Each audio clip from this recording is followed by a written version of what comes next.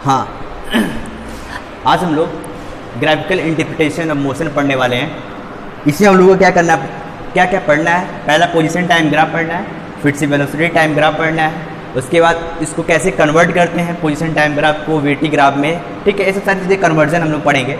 ठीक है, तो सबसे पहले सिंपल सी बात है, ठीक है, ग्राफ का थोड़ा सा कंसेप्ट आप लोगों को पता होना चाहिए, कोऑर्डिनेट ज्योमेट्री का। ठीक है, y is equal to M X plus C का ग्राफ कैसे बनता है, y is equal to M X M X minus C का ग्राफ कैसे बनता है, y is equal to C minus M X का ग्राफ कैसे बनता है। ये सब सारी चीज़ें आप लोग को थोड़ा सा बेसिक नॉलेज होना चाहिए, बेसिक आइडिया होना चाहिए। ठीक है, तो सबसे पहले हम लोग प्रोसीड करते हैं पोजीशन टाइम ग्राफ। सबका अलग अलग सिचुएशन है। ठीक है, कुछ मैं अलग अलग सिचुएशन लेकर मैं इस ग्राफ को इंटरप्रेट करने का प्रयास करूंगा या फिर इस ग्राफ को बनाने का प्रयास करूंगा। ठीक है, तो सबसे पहले हम लोग पोजीशन टाइम ग्राफ में क्या देखना होता है वो हम लोग देख लेते हैं। ठीक है, सबसे पहला जो कंडीशन होता है बच्चों पोजीशन टाइम ग्राफ में कि पहला स्टेशनरी ऑब्जेक्ट के लिए, फॉर स्टेशनरी या फिर फॉर रेस्ट, कोई भी ऑब्जेक्ट है वो रेस्ट पे है तो वहाँ पे उसका पोजीशन टाइम ग्राफ हम लोग कैसे बनाते हैं। मतलब क्या हुआ कि जैसे मान लो कि ये एक्स टी ग्राफ है, ठीक है, और किसी भी टाइम टी पे उसका पोजीशन क्या है, एक्स नट पे है। ठीक है, तो वो क्या है यहाँ पे देखो ये टाइम के साथ मतलब क्या है कि ये कॉन्स्टेंटली इस तरह वेरी कर जा रहा है। मतलब इसकी देखो डिस्प्लेसमेंट y के अलोंग इसका कोई डिस्प्लेसमेंट नहीं हो रहा है। इसका मतलब डेफिनेटली क्या है, ध्यान देना, ये क्या है, y एक्सिस है और x एक्सिस है। कभी भी हमेशा क्या करते हैं, कांस्टेंट जो होता है उसको हम लोग कहाँ पे रखते हैं, x एक्सिस पे रखते हैं, और जो वेरिएबल होता है उसको y एक्सिस पे रखते हैं। ठीक है, तो यहाँ पे जो वेरिएबल है, यहाँ पे टाइम तो कांस्टेंट है, टाइम तो यहाँ पे चेंज हो नहीं सकता। ठीक है, समझ रहे हो। तो यहाँ पे क्या है कि यहाँ y एक्सिस है और ये x एक्सिस है और y एक्सिस है, और यहाँ पे मैं क्या कर रहा हूँ, डिस्टेंस को ऊपर नीचे कर रहा हूँ, डिस्प्लेसमेंट को बढ़ा रहा हूँ, पोजीशन को बढ़ा रहा हूँ, वेलोसिटी को बढ़ा रहा हूँ, ऐसा कुछ होगा। तो यहाँ पे पहले मैंने पोजीशन टाइम ग्राफ में मैंने ऐसा कंडीशन लिया कि जो रेस्ट पे हो, इसका क्या मतलब कि इसका पोजीशन एक जगह फिक्स हो गया और ये यहाँ से आगे पीछे नहीं जा रहा। भले इसका टाइम बढ़ रहा है बट इसका टाइम तो बढ़ ही रहा है, मैं यहाँ पे खड़ा हूँ। ठीक है, जब यहाँ पे खड़ा हूँ तो इसका मतलब क्या है, टाइम तो ऐसा तो है नहीं कि मेरे अकॉर्डिंग चल रहा है, टाइम तो अपना बढ़ते जा रहा है कॉन्स्टेंटली। ठीक है, लेकिन मैं क्या हूँ, एक रेस्ट में हूँ।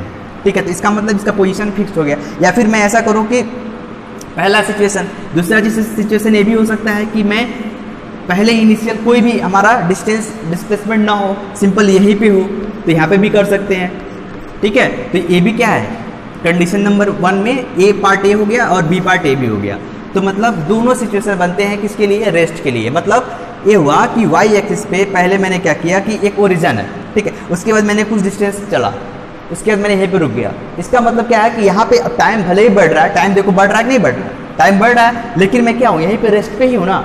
तो इसका मतलब क्या हुआ कि इस जो सिचुएशन मैंने बताया है वो सिचुएशन को ए इंटरप्रेट होता है, यहाँ से मतलब इंटरप्रेट कर सकते हैं। बट अब यहाँ पे क्या है कि अब मैं ओरिजिन पे हूँ, कहीं नहीं जा रहा हूँ, टाइम भले ही देखो टाइम बढ़ रहा है लेकिन मेरा पोजीशन क्या है, ओरिजिन पे ही है, मैं रेस्ट पे हूँ। मतलब ये भी चीज़ इस चीज़ को डिपेक्ट कर रहा है, दूसरा चीज़ ये भी कर रहा है। इसका मतलब दोनों ग्राफ इसके लिए क्या है, पॉसिबल है। ठीक है, ये तो हुआ बात रेस्ट के लिए। बट कहीं ऐसा आ जाए कि वो पोजीशन, ठीक है, वो पोजीशन क्या हो कि आपका कॉन्स्टेंटली वेरी करता हो। इसका मतलब क्या हुआ, इसको मैं इरेज करूं इसी पोजीशन टाइम ग्राफ में। हाँ, एक चीज़ और मैं पहले ही बता दूं आप लोगों को, पोजीशन टाइम ग्राफ में, ठीक है, एक चीज़ होती है, उसको हम लोग पहले थोड़ा सा मैं आप लोग को बता देता हूँ। इसको हम लोग एक्सटी ग्राफ भी बोलते हैं, एक्सटी ग्राफ भी बोलते हैं। ठीक है, तो एक आप लोग चीज़ पढ़े होंगे, v इज इक्वल टू क्या होता है, dx बाई dt होता है। ठीक है, समझ में आता है। अब पहला चीज, अब साइड में एक चीज़ और जान लीजिए कि जो स्लोप होता है, ये फर्स्ट ईयर के लिए मैं बता रहा हूँ, सेकेंड ईयर वाले को ऑलरेडी पता होगा। जो स्लोप होता है वो फर्स्ट डिफ्रेंसिएशन होता है dy by dx। This is equal to slope and this is equal to tan theta. Slope को हम लोग किससे डिनोट करते हैं बच्चों, m से करते हैं। तो मतलब जो डिफ्रेंसिएशन होता है, जो पहला डिफ्रेंसिएशन होता है, वही क्या होता है, इसका स्लोप होता है। समझ में आता है। तो सेम चीज़ यहाँ पे भी क्या है, differentiation with respect to time है, डिफ्रेंसिएशन किसका, डिफ्रेंसिएशन अब पोजीशन वेक्टर। ठीक है, पोजीशन या फिर डिस्प्लेसमेंट का क्या है, ए डिफ्रेंसिएशन। इसका मतलब इसको भी हम लोग क्या बोल सकते हैं, किसी भी एक्सटी ग्राफ में, एक इस पे ग्राफ पे y और x वर्सेस कोई ग्राफ है, तो उस कंडीशन में स्लोप शो करता है टेन थीटा। ठीक है, सिमिलरली यदि x और t का ग्राफ है, x और t का ग्राफ है, तो इसका डिफरेंशिएशन dx बाई dt का जो डिफरेंशिएशन होगा वो क्या शो करेगा, v शो करेगा, और this is nothing but slope of that xt graph. Clear है? तो यहाँ से ये चीज़ें आप लोग को बेसिक आइडिया होनी चाहिए। ठीक है, इसको साइड में आप लोग फर्स्ट ईयर वाले लिख लेंगे और सेकेंड ईयर वाले को ऑलरेडी पता है। ठीक है, अब थोड़ा सा और आगे प्रोसीड करते हैं। मैंने रेस्ट वाला कंडीशन बता दिया, उसके बाद जो दूसरा वाला कंडीशन होता है वो क्या होता है, position time graph for constant velocity. ठीक है, कोई भी बॉडी है वो मूव कर रही है विद अ कांस्टेंट वेलोसिटी, तो उसके लिए हम लोग क्या करते हैं, कोई भी बॉडी है वो क्या कर रही है, मूव कर रही है विद अ कांस्टेंट वेलोसिटी। मतलब दूसरा वाला केस, बॉडी मूविंग विद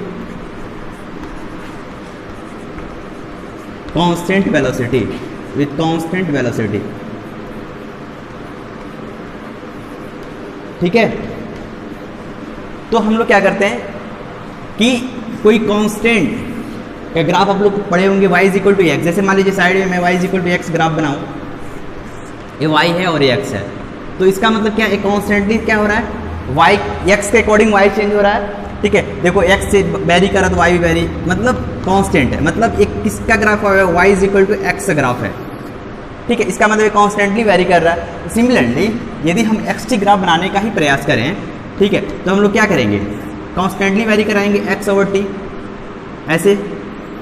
ठीक, इसका मतलब कोई भी पार्टिकल है ओरिजिन से जा रही है, यदि पार्टिकल ओरिजिन से जा रहा है तो इस कंडीशन में ये क्या हो रहा है, आपका कॉन्स्टेंटली वेरी कर रहा है। तो यहाँ पे आप देख लो, अब इसका जो स्लोप है वही क्या देगा, वही इसका स्लोप क्या देगा, थीटा है, इसका टेन थीटा बेसिकली क्या देगा, वो इसका वेलोसिटी देगा। इसका वेलोसिटी निकालना है तो किसी भी पार्टिकल का किसी पोजीशन, मान लो इस पोजीशन में निकालना है, तो इस कंडीशन में वेलोसिटी एट ए क्या होगा, dx बाई dt होगा। ठीक है, मतलब ये x चला होगा और ये टाइम, मतलब tan theta is equal to dx by dt। dx छोटे से एलिमेंट के लिए अगर, या फिर छोटे से डिस्टेंस के लिए तो dx हो जाएगा और dt हो जाएगा, दिस इज टेन थीटा। इस कंडीशन में इसका स्लोप क्या शो करेगा कि इस पार्टिकल का वेलोसिटी क्या है। ठीक है, तो वेलोसिटी का पार्टिकल, इस पार्टिकल का सॉरी वेलोसिटी क्या है, क्या शो करेगा, dx बाई dt करेगा, जो कि इस पॉइंट पे इसका वेलोसिटी हो जाएगा। तो सिमिलरली इस पॉइंट पे आप निकाल सकते हो, इस पॉइंट पे बी पॉइंट पे भी निकाल सकते हो, तो यहाँ पे क्या हो जाएगा, कुछ और आ जाएगा। ठीक है, तो यहाँ पे इस पार्टिकल पे देखो, इस पॉइंट पे, इस पॉइंट पे आपका कुछ और वेलोसिटी आएगा। देखो टेन थीटा, y यहाँ पे बढ़ रहा है इसके अकॉर्डिंग x भी, मतलब यहाँ पे कॉन्स्टेंटली टेन थीटा क्या है, बेसिकली स्लोप कांस्टेंट है। देखो थीटा क्या कांस्टेंट है, यहाँ पे कोई चेंजिंग नहीं आ रही, बट यहाँ पे कुछ और मैं बढ़ाता, कुछ और करता तो यहाँ पे वेरी होता, लेकिन इसी केस में कांस्टेंट है, स्लोप कांस्टेंट है। यहाँ पे देखो, क्योंकि भाई इसके अकॉर्डिंग तो आपका t भी तो बढ़ रहा है, ये y बढ़ रहा है, सॉरी x पोजीशन बढ़ रहा है, टाइम भी बढ़ रहा है, उसी के प्रोपोर्शनल में। इसका मतलब एक कांस्टेंट वेलोसिटी का एग्जांपल ले सकते हैं।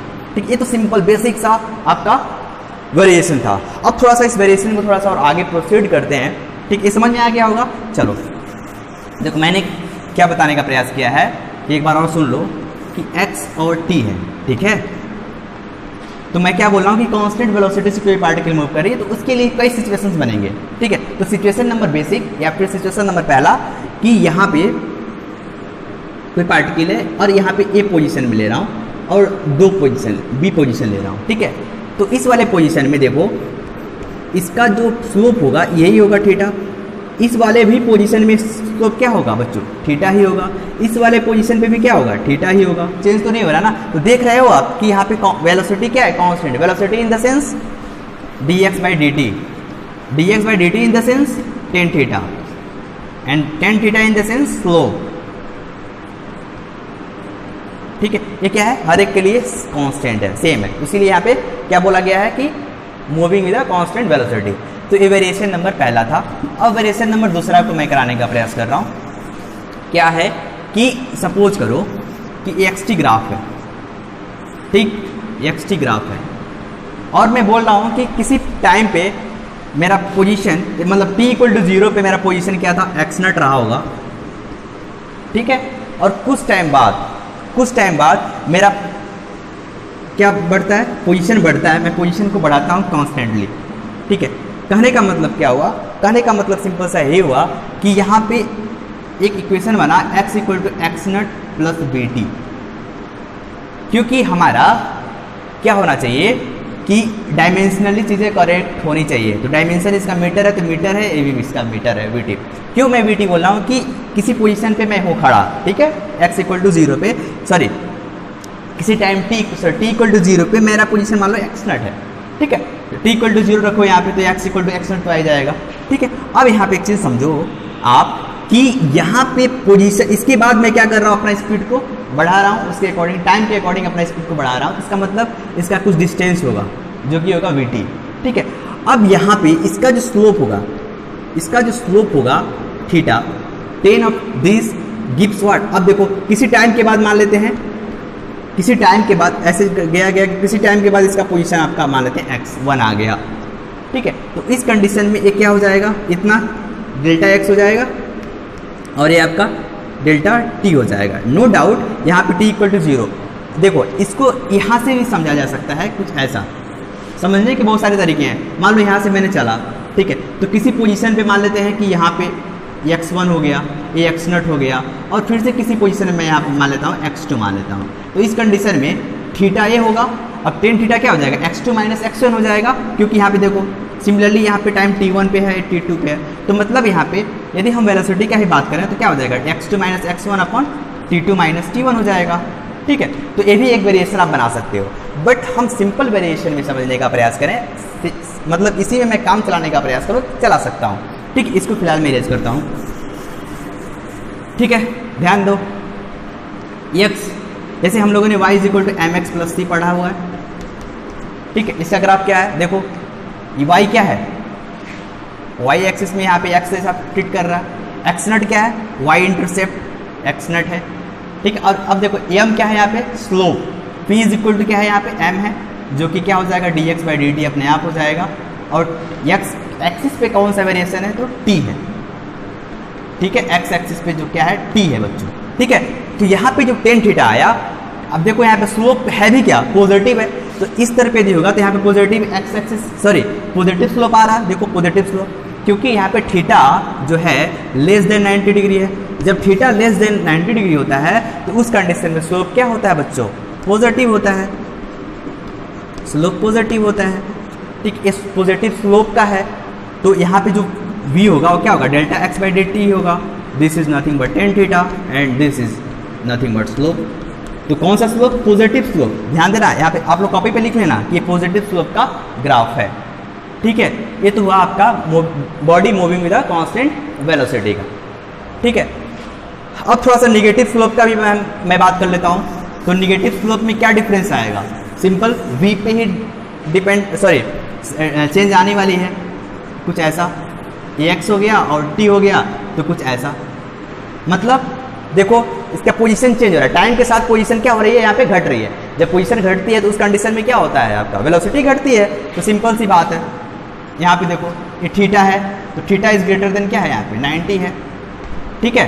तो यहाँ पे मैंने x0 लिया, x1 लिया, और यहाँ पे किसी टाइम t पे मैं बात कर रहा हूँ, t1 पे ले लो या फिर t' पे ले लो। तो यहाँ पे जो स्लोप आया आपका, this theta and this theta, यही थीटा होगा ना, इस यही थीटा देखते हैं, ठीक है। x एक्सिस से कितना एंगल बना रहा है, ठीक है। तो यहाँ पे आप लोग देखो ये पैरेलल है तो करस्पॉन्डिंग एंगल से बात बराबर हो जाएगा, कहीं भी लो आप। इस कंडीशन में थीटा इज ग्रेटर देन 90, इसका मतलब यहाँ पे निगेटिव स्लोप। निगेटिव स्लोप का मतलब क्या हुआ है, वेलोसिटी पोजीशन यहाँ पे टाइम के साथ घट रही है, इसका मतलब v क्या है यहाँ पे, <0, निगेटिव। समझ में आया। ये तो हुआ body moving with constant velocity का जो वेरिएशन था वो मैंने करा दिया, ठीक है। उसके बाद हम लोग पढ़ेंगे यूनिफॉर्मली एक्सेलरेटेड मोशन के लिए, ठीक है। कोई भी पार्टिकल है, कोई भी बॉडी है, यदि वो यूनिफॉर्मली मोशन कर रहा है तो उस कंडीशन में कैसा ग्राफ होगा वो थोड़ा सा हम लोग देख लेते हैं। चलो अब क्या करना है, body moving with constant acceleration के लिए हम लोग अब यहाँ पे क्या करते हैं, डिराइव करते हैं। इसका मतलब क्या हुआ, इसका मतलब कांस्टेंट एक्सेलरेशन, ठीक है। तो एक्सेलरेशन आप लोग को पता है कैसे डिफाइन किया जाता है, dv/dt, ठीक। यहाँ पे एक्सेलरेशन क्या होगा, कांस्टेंट होगा, ठीक है। अब एक चीज़ ध्यान दो कि xt ग्राफ में हम बात करें तो हमारा सिचुएशन कैसा है। हमारा सिचुएशन ऐसा बच्चों कि सपोज करो मैं यहाँ पे खड़ा हूँ, ठीक है। उसके बाद कुछ टाइम बाद यहाँ पे खड़ा हूँ, ठीक है। कुछ टाइम बाद मैं यहाँ पे खड़ा हूँ, इसका मतलब यहाँ पे पोजीशन मान लेते हैं कि यहाँ पे कुछ इसी टाइम पे, कुछ टाइम बाद इसका पोजीशन एक्स नट हो जाता है, ठीक है। कुछ टाइम बाद मेरा एक्स नट हो जाता है और उसके बाद फिर से कुछ टाइम बाद मैंने क्या किया, कांस्टेंट एक्सेलरेशन से यहाँ पे मैंने मूव करना स्टार्ट कर दिया, ठीक है। कांस्टेंट एक्सेलरेशन से मैं यहाँ पे मूव करना स्टार्ट कर दिया। जब यदि ऐसा होगा, इसका मतलब देखो एक्सेलरेशन यहाँ पे, इसके बाद एक्सेलरेशन मैंने क्या किया है, कांस्टेंट कर दिया, तो हमारा सिचुएशन कैसा बनेगा, इक्वेशन कैसा बनेगा, कुछ ऐसा, x is equal to x naught plus, ठीक। यदि एक्सेलरेशन कांस्टेंट होता है तो उस कंडीशन में डिस्प्लेसमेंट का रिलेशन क्या होता है आप लोग को अच्छे तरीके से, क्योंकि हमको डिस्प्लेसमेंट से मतलब है और टाइम से मतलब है, तो यहाँ पे हो जाएगा ut plus half AT square. यदि इसका इनिशियल वेलोसिटी आपका u है तो देखो मैंने इनिशियल, इसीलिए मैंने यहाँ पे इनिशियली यहाँ पे एक्स नट मैंने माना हुआ है, क्योंकि हमारा इनिशियल वेलोसिटी यहाँ पे ut होगा ही होगा, ठीक है। यदि इनिशियल वेलोसिटी नहीं है तो इस कंडीशन हम लोग मानेंगे u इक्वल टू 0 मान लेंगे, तभी भी कोई दिक्कत वाली बात नहीं होगी। इसका मतलब हमारा जो सिचुएशन बन रहा है तो क्या बन रहा है, x naught plus ut plus half AT square, ठीक है।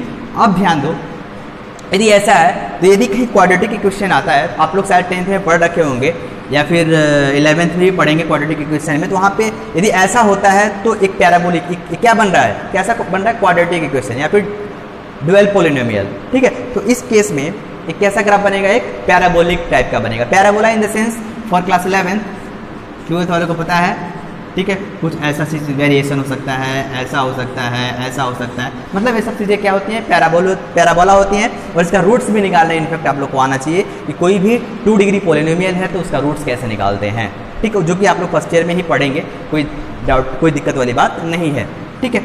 ये फिलहाल हम लोग इरेज करते हैं, ठीक है। तो अभी फिलहाल के लिए आप इतना समझिए कि ये भी जो इक्वेशन बनेगा एक्स और टी का जो वर्सेस ग्राफ बनेगा वो कैसा बनेगा, एक पैराबोलिक टाइप का बनेगा। और नो डाउट यहाँ पे यूनिफॉर्म एक्सेलरेशन से हम लोग यहाँ पे मूव कर रहे हैं, पॉजिटिव डायरेक्शन में मूव कर रहे हैं, इसका मतलब हमारा स्लोप क्या होना चाहिए बच्चों, पॉजिटिव होना चाहिए, ठीक है। तो इसका जो ग्राफ बनेगा कैसा बनेगा, एक्स टी ग्राफ, ठीक है। देखो एक्स नट से मैं वेरी करूँगा, उसके बाद यहाँ पे बस सिंपल देखो हो रहा है कि नहीं हो रहा है, कुछ ऐसा।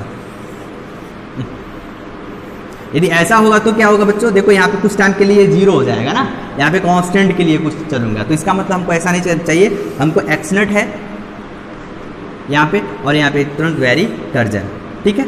ये आपका एक्स नट और यहाँ पे ut plus half AT square वाला फंडा, मतलब यहाँ पे basically x directly proportional to square है और यहाँ पे पैराबोला बनेगा। और एक ऐसा पैराबोला बनेगा, पॉजिटिव पैराबोला बनेगा, पॉजिटिव के लिए है, ठीक है। अब ध्यान दो, यहाँ पे स्लोप, इसका टेंजेंट स्लोप देता है, तो इस वाले पोजीशन पे निकालो, इस वाले पोजीशन पे आप लोग निकालोगे तो क्या बनेगा, एक θ1 होगा, फिर से ऐसे करोगे आप लोग तो θ2 होगा। तो आप लोग देखो कुछ ऐसे जा रहा है, इसका मतलब इसका जो स्लोप है वो बढ़ते जा रहा है, देख रहे हो, θ2 क्या है, ज़्यादा हो रहा है, इसका मतलब θ2 इज ग्रेटर देन θ1 है यहाँ पे from graph you can say, ठीक है। तो इसका मतलब टेंजेंट ले लेंगे तो tan θ2 is greater than tan θ1, ठीक है। तो इस कंडीशन में आप लोग बोल सकते हैं कि जो स्लोप है इस कंडीशन में, इस स्लोप ये वाला कम है, ये वाला ज़्यादा, इसका मतलब v2, यहाँ पे मान लेते इस पॉइंट पे इसका वेलोसिटी v2 होती है, तो इसका मतलब v2 is greater then v1 होगा। मतलब इस वाले पोजीशन में हम लोग बढ़ते जा रहे हैं, टाइम के साथ साथ जब डिस्प्लेसमेंट बढ़ा रहे होते हैं उस कंडीशन में हमारा वेलोसिटी क्या हो रहा है, बढ़ रहा है। देखो यहाँ पे वेलोसिटी यहाँ पे बढ़ रहा है, मतलब एक कैसा हुआ, पॉजिटिव एक्सेलरेशन, पॉजिटिव एक्सेलरेशन के लिए है, ठीक है, एक्सेलरेशन, ठीक है, आप लोग लिख लेना। अब अगला क्या है, ठीक। अब ध्यान दो, मैं यहाँ पे क्यों लगा पाया कि tan θ2 is greater than tan θ1, शायद सेकेंड ईयर वाले बेहतर तरीके से समझ रहे होंगे कि यहाँ पे क्या बेसिकली इंक्रीजिंग फंक्शन है, तो इंक्रीजिंग फंक्शन है तो मैंने बाहर दोनों की तरफ मैं tan ले सकता हूँ, कोई बड़ी बात नहीं है, ठीक है। बट फिलहाल हमको बेसिक समझना है, तो हम लोग क्या करेंगे कि देखो इस कंडीशन में वेलोसिटी, इस कंडीशन में वेलोसिटी ज़्यादा है एज कम्पेयर टू दिस, तो ये हुआ आपका body moving with constant acceleration, ठीक है। अरे एक चीज़ और छूट रहा है, क्या छूट रहा है, ये भी तो हो सकता है कि वो निगेटिव एक्सेलरेशन हो, ठीक है। उसके लिए क्या होगा, इसको मैं फिलहाल इरेज करता हूँ। इस केस में क्या होगा, अब देखो निगेटिव एक्सेलरेशन के केस में, ठीक है, निगेटिव एक्सेलरेशन में क्या चेंज आ जाएगा, देख लो, एक जगह पे यहाँ पे माइनस आ जाएगा ना, इसका मतलब जो आपका वेरिएशन होगा x naught plus ut minus half AT square. लेकिन ध्यान देना, एक्स और टी का जो वेरिएशन हो तो क्या है, पैराबोलिक ही होगा। तो इसके लिए हमको क्या करना पड़ेगा, सिंपल एक्स टी ग्राफ है तो यहाँ पे एक्स नट से यहाँ पे डिक्रीजिंग फंक्शन बनाना पड़ेगा, ठीक है। तो यहाँ पे एक्स नट हो गया और यहाँ पे 0 हो गया और ये टाइम हो गया, मतलब डिक्रीजिंग फंक्शन होगा। और यहाँ पे आप स्लोप ले सकते हो, यहाँ पे स्लोप ले लो, यहाँ पे स्लोप ले लो, ठीक है। तो यहाँ पे θ1 ले लो, यहाँ पे θ2 ले लो, ठीक है। तो इस कंडीशन में आप लोग डिक्रीजिंग फंक्शन है तो आप लोग इसको क्या कर सकते हो, सॉरी ये वाला नहीं, इसके पहले हमने ग्राफ क्या बनाया था, इधर से बनाया था, ठीक है। अब क्या बनाना पड़ेगा आपका, इस टाइप का बनाना पड़ेगा निगेटिव के लिए, इस टाइप का, ठीक है, इस टाइप का बनाना पड़ेगा, ठीक है। इसके पहले मैंने कैसा बनाया था, कुछ ऐसा बनाया था, ऐसा बनाया था, ठीक है। तो देखो यहाँ पे अलग अलग आया था, ऐसे यहाँ पे भी अलग अलग पोजीशन ले सकते हो।